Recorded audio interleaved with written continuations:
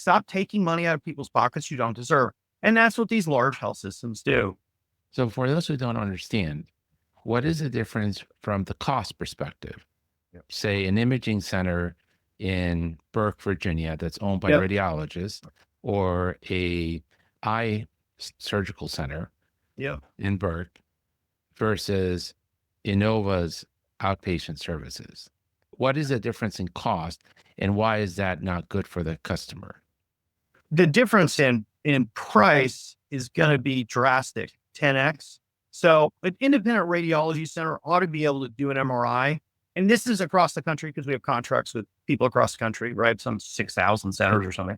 This should be $300 to $550, somewhere in that range, right? Of course, there's a mean and an average. And then the large health systems, not independent hospitals, the large health systems will receive, not charge, $4,000 to $6,000, and they'll get it all day long. And the reason that is because they have so much market dominance.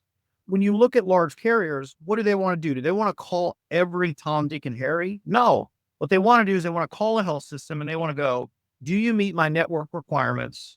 The ones that are done by state law and the ones that are done by federal law. And then, okay, you meet those. So we're just going to give you all the business. And then they'll do dandy deals. The way that carriers make money, and I'm sure your audience knows, is they make money through their PBM that they own, and they make money through Medicare Advantage. And I've sat in on these meetings, so please believe me. What happens is a health system will say, we have $350 million that we need to cover this year. And they'll say to UMR, United Healthcare, and they'll say, how are you going to do that? And and the carrier will say, here's what we want. We want 80% of Medicare on MA, and then we'll give you 300% of Medicare on employer plans because we don't give a crap about the employers anyway. And then we got to have the PBM. And so what happens is all these health systems just use their market power to destroy the little guys. And the little guy calls United and goes, I do a really good job and I'm really trying to lower healthcare expenses. And I just want $400 for my MRI. And they go, suck it, man. We don't care about you. And we don't want anyone to go to you.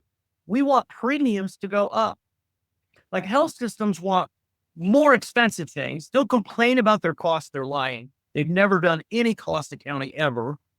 I am an accountant. I know cost accounting when I see it. They want their costs to go up. They want their prices to rise. And because they want premiums to go up. And this is a nice little hand-in-hand deal. The American people have been duped for a very long time.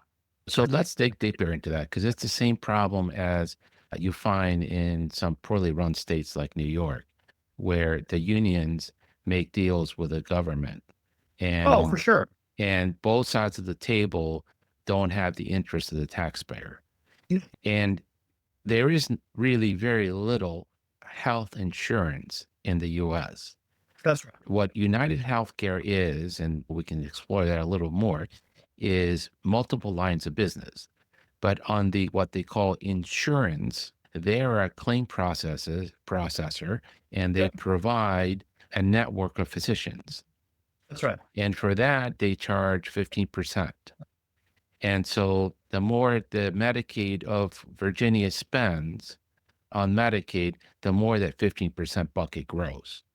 That's right. The Medicare Advantage is even worse because they, especially United Healthcare, if you read the journal recently, they fake diagnoses. For example, my favorite one is the patient has diabetic cataracts and they had their cataract surgery 2 years ago.